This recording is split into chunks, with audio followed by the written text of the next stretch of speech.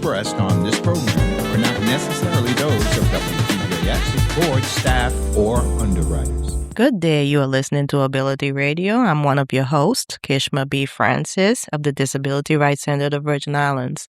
We are joined today by Rebecca Robinson. Rebecca, if you could just tell us a little bit about yourself. Hi. Well, first, I would like to say thank you so much for having me. And my name is Rebecca Robinson. I'm a mixed media artist. I'm based in Indianapolis, Indiana. I like to say that I am more of a creative, and then I just pretty much transitioned into being a professional artist. And I've been creating art for professionally for over, I guess, about 25 years now. Wow, 25 years. So Yeah, you have a lot of stories. I do. So what brought you to sing Croix?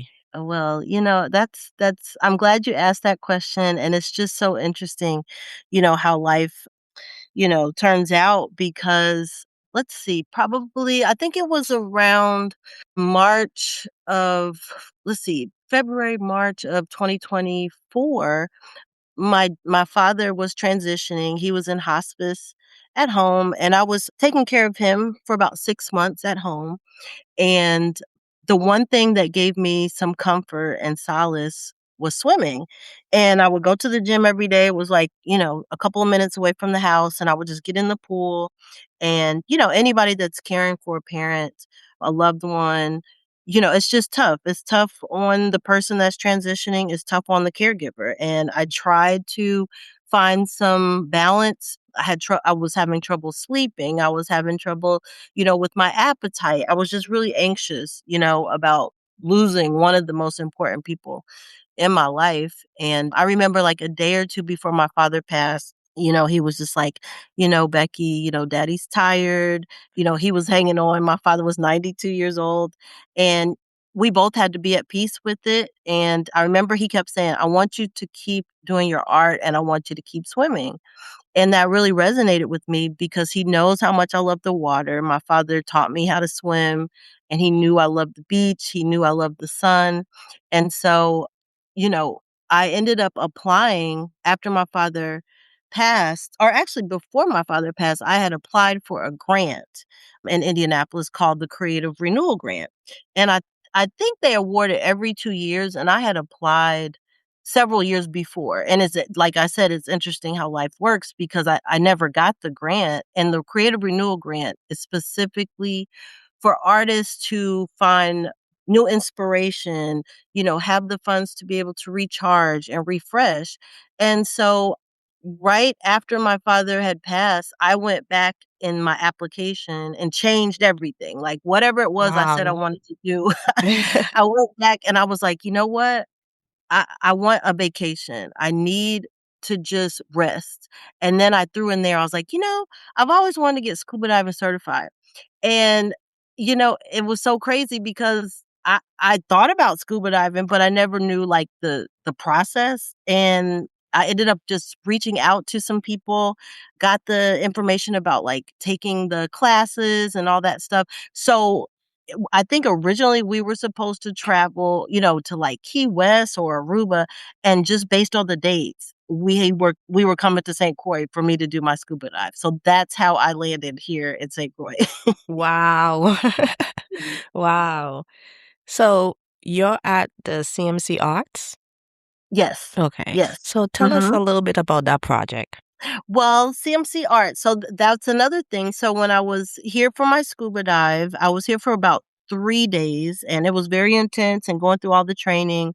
And on my last day, I was walking down the sidewalk, and one of my, good friends was with me, and my videographer was with me, and we were on the backside, and we saw the sign that said CMC Arts, and I was like, "Wow, there's a museum here. We need to go in there." And I just casually walked in. I was talking to a young lady that was at the front, the retail portion of the museum, and I told her how I was a full-time artist and I love the museum. I was like, this is beautiful. And so she said, we have a residency program. You should, go on our website and check it out. And I did. I was like, "Let me learn more about this." But when I learned, I was reading, I was like, "Wow, I think you have to commit like 4 to 6 weeks." And I was like, "There's no way I'm gonna be able to leave, for that long." And then I just really kept thinking about it. I said, "This really could be an opportunity for me." And I spent months really weighing my options and seeing if I could really do it. Wow. You see how things work?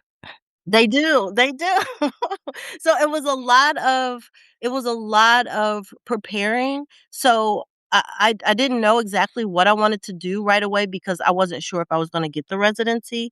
So when I did, months later, I went through interviewing and the application process, all that. When I finally got it, that's when I had to really just hone in on, like, what could I really do to wow the community in St. Croix and show, the young people here just how much I have a passion for art and really to pique their interest to find out, like, what interests them in life. Wow. So what Mhm. project have you been doing with the young people? Well, I've been fortunate to do the art for the after school kids. They are ages, I wanna say, between the age of, like, 9, 10 to maybe 11. 12 might be the oldest, and I love that age group. Like, I love working from, like, toddlers. I can work from, that age all the way to teenagers and adults. But I specifically, I think I had some flexibility with working with that age group, and I said, "Okay, that's great." But also, I was encouraged to try to figure out, like, some type of workshop with the teens. So, for the younger students after school, I had this idea that I wanted to introduce them to not just creating art, but storytelling with art. And I always say art is the universal language. And I want children to not just do the act of doing art, but like, okay, what is the purpose? How does it make you feel? What inspired you? What was the process? How did it make you think? Even with children that age, every class that I do, I have them have a journal and we decorate our journal. And the journal is so every class, I want you to reflect on what we did. Did you have a good day? Did you have a bad day? Did the art make you feel less stressed? Did it make you feel happy? Are you feeling sad today? Children need to learn how to express themselves Yes. and be comfortable with that and learn the art of writing things down. And I want them to be able to carry this with them, for the rest of their lives. And I'm such an advocate for our environment, keeping our oceans clean and being eco-friendly and not wasteful. And so I had this idea about sculpting, and I kept having this vision of, like, your hands. Can you imagine, like, your both of your hands, like, in a cup form in a sense? And that's how I imagined. I was like, every time we travel somewhere, whether, we go to the beach, we go in the ocean, and we take something, whether it's shells or sand or stones or whatever, sea glass or whatever it is, Cheney, we take these things and then we think about, like, what do we give back? So I really wanted the kids to create a gesture of gratitude. Like, okay, what is your promise? What are you going to do for your community? What are you going to do to keep, the environment clean and just be really good human beings? And let me tell you, these kids have truly impressed me. They are doing such an amazing job. Awesome. Awesome. So what are you doing for the high schoolers? Let's see. So the high schoolers, since there's so many, and I haven't had a chance to go to like every school, but we've done really well with streamlining some things and trying to get everybody just an opportunity to interact with me and do a project.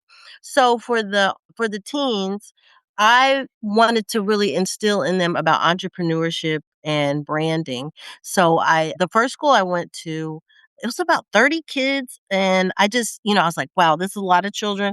How can we work this out?" So we put them in groups, and I said, "Okay, each group, this is what you're gonna do. I want you to be your own fashion design house, your own collective, and you're going to create a brand name, you're going to create a logo, you're going to create a storyboard and swatches, you're going to, talk about your target customer, you're going to talk about like the manufacturing side, the production side. Is this in-house? Is it homemade? Are you having production? Are you doing limited editions?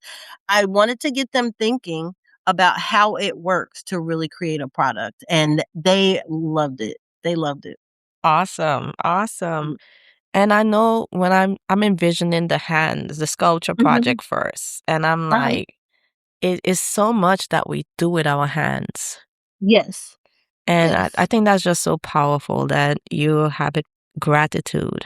Just Mhm. oh, I just think it's powerful.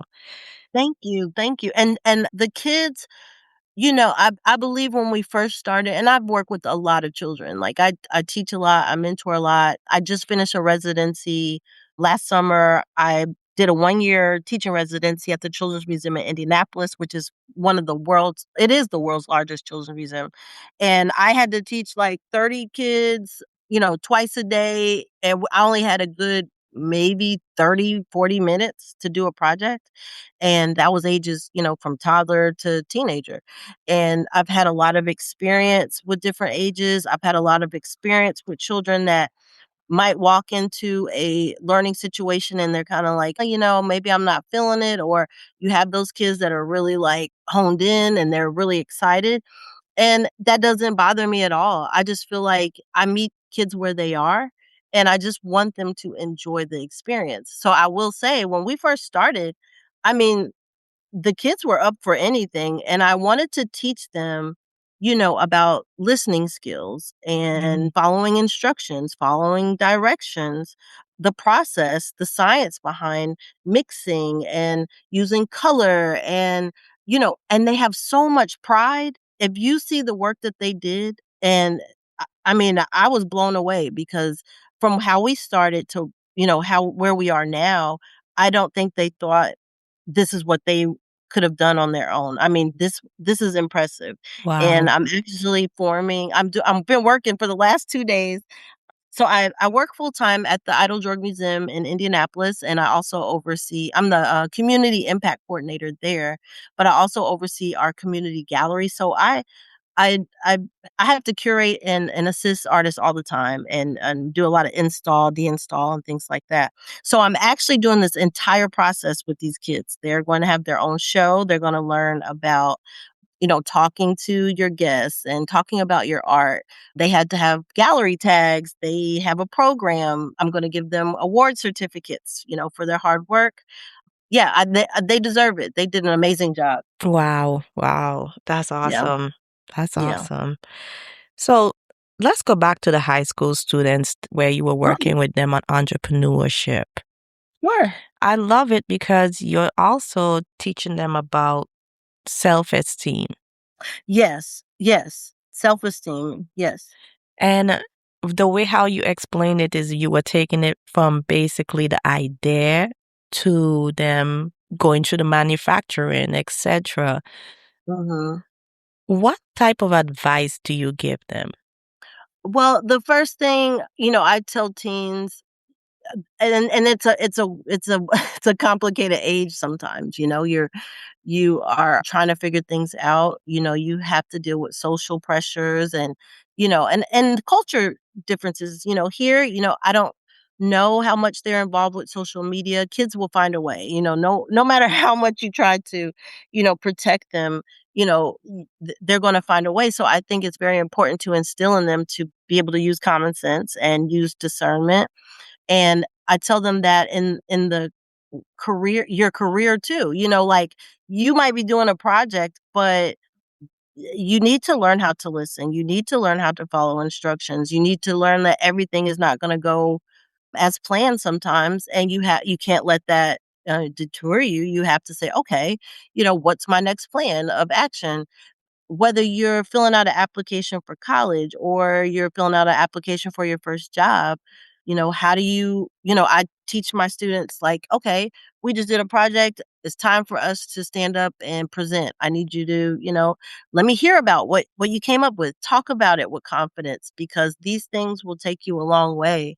And when I teach a class, I always want children any age, especially the teenagers, to have access to me. I never want to come and teach something and they feel like, oh, okay, well, Miss Rebecca's gone now. Okay, so what? No, I always want to be, whether it's a phone call or an email away. If you need anything, I've experienced a lot, I've done a lot, and I have certain resources. And I always want to be there to be a support system for children. That's awesome. That's Thank awesome. you. And I'm curious to know if any of the students are going to reach out to you, but I have a feeling they might because if you're taking it from beginning to end, if these Mhm, students are determined and they want to see it come into fruition, they will mhm. contact you. How important is art in our community? Oh my goodness. I mean, art is so important because it allows for storytelling. And I say, sometimes, you go to an art exhibit or you go to you see art on, public art and things like that. Art is what tells stories. And that's why I say art is a universal language, because whether there is a language barrier or, there is differences in opinion about anything or social status, whatever the case may be, art will allow people to have conversation. And it also preserves legacy and history. And it also tells important stories and it is very important. And I've learned so much even being here in St. Croix and just the rich culture and history. And I'm so glad to be amongst people that are willing to share these things with me because I'm growing too as an artist. And the conversation that we had, the other day when I first met you and I was saying, this is a rebirth for me.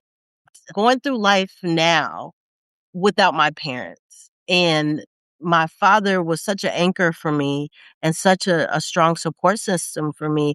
I really did not know what I was going to do without him. I had no choice but to move on with life, but I was really, really nervous. I was scared because, you know, my greatest support system was gone. And now the only person I'm like, okay, Becky, you're going to have to figure out how to strive and to continue with your passion without, those anchors. But I say, you know what? My parents are with me more than ever now. I feel them spiritually. I feel them that they are like happy for me. I haven't been this happy and relaxed and at peace in so long. When you're caring for someone and you go through losing that person, it is devastating. And I wanna say my art or maybe my creativity suffered because I was just exhausted. I kept using distractions to get through, and I didn't realize I was doing that until I set foot here in St. Croix. When I Wow. walked into my apartment here at the museum and I noticed like, wow, it's so quiet. There was no TV. I had everything I needed. It made me reflect like, wow, look at all the things that I don't need. I feel so much peace and joy here. And now what's today? Tuesday. I leave on Sunday and I can feel a little bit of anxiety because I'm a little nervous about going home, but I have something to look forward to and that makes me happy. It really does. Awesome. Awesome. I think the anxiety is because you will miss us. Yeah. Yeah, I am gonna miss you. You will miss us. And when I think about art, I remember we had this lady, she did art therapy for us, and the kids Mhm. was so excited to Mhm. do the art. Mhm. And it was their way of expressing themselves, Mhm. not with words, just expressing themselves. Right. Right. So, Rebecca, how do you, because I hear it in your voice, I need to talk about it. I spoke about it the last time we talked. Mhm. You're happy, you're Yes. excited about art, you're excited about doing art. Yeah. What advice do you have for someone who hasn't found that excitement yet in something or anything? Wow. That's an excellent question. I would say to someone who hasn't found the excitement, I think maybe they're searching outside of something within themselves, and a lot of artists deal with that. Being a creative, being an artist is not for the weak. It really isn't. I've seen the good, the bad, the ugly, Mm. and I've sustained. And I would tell any creative person, any artist to sit in whatever that present moment you're in, whether you're going through a hardship, whether you're going through a artist block, whether you're even, you're flourishing, sit in that and really, really embody how you feel. Mm. I feel like I've reached a certain amount of success, and there was times I was still sad. I kept thinking like, "I feel like I'm doing really well," or "I'm finally getting paid for my work," and I was like, "But, something's missing." Something was missing, and I think it was because I didn't take the time to go easy on myself, Mm. Mm-hmm. to be patient. Yes. I didn't take the time to make some mistakes, and I was very hard on myself, I always felt like, I had to overextend, say yes. Saying no is not a crime. Saying no is sometimes will save you. It will save your, sanity. You and every opportunity isn't the always the best match. It's okay. And also say, find someone you could talk to. You talk to other artists and I've talked to other people and everybody's in a different stage of their life as far as like where they are and what their goals are. I have artists come to me a lot and they're like, "Hey, can you help me?" Or, "I really want to get my artwork in a gallery and stuff like that." And I really sit and talk to them. I said, well, "What is your ultimate goal? Like, do you just want to hang work to show it? Do you want to sell it? Do you just want some bragging rights? Do you want to just be able to post it on social media? Like, what do you really want?" And do you know a lot of the times they don't know? Yeah. I believe you. Right? They I don't know. believe you. You see what I'm saying? So I really believe a true artist, you have to live it too. There Okay. is no magic formula. So my art, I believe, is making a transformation. Rebecca's making a transformation, and that's what's so exciting because who knows what I'm gonna create next? I remember being on social media as early as, like, oh my gosh, do you remember MySpace? Yes. Okay. Do you remember MySpace?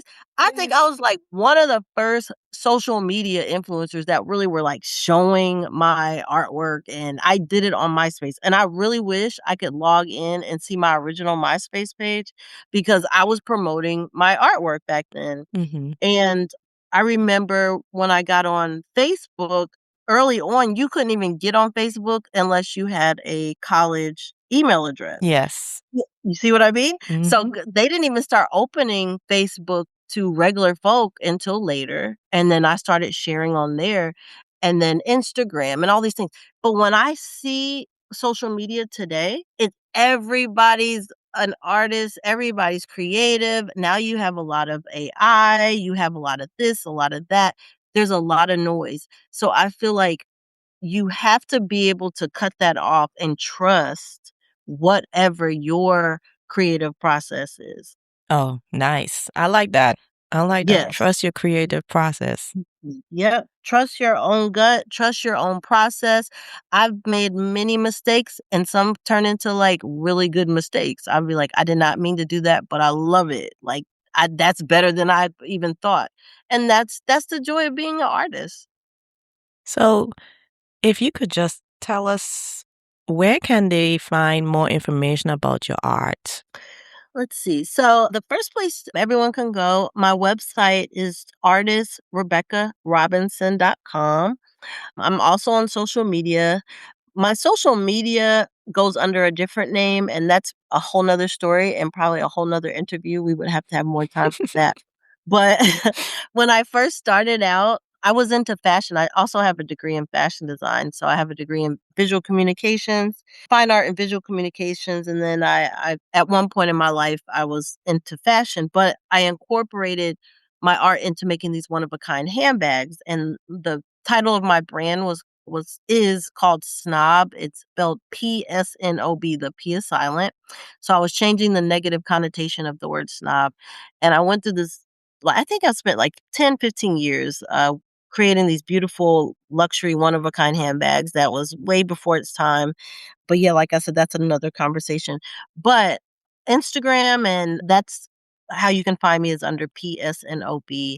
And you can Google me. I think, let's see, I have a Wikipedia page. You can Google anything, artist Rebecca Robinson. Some cool stuff should come up. Yeah, some videos and things like that. And I have a page on YouTube as well.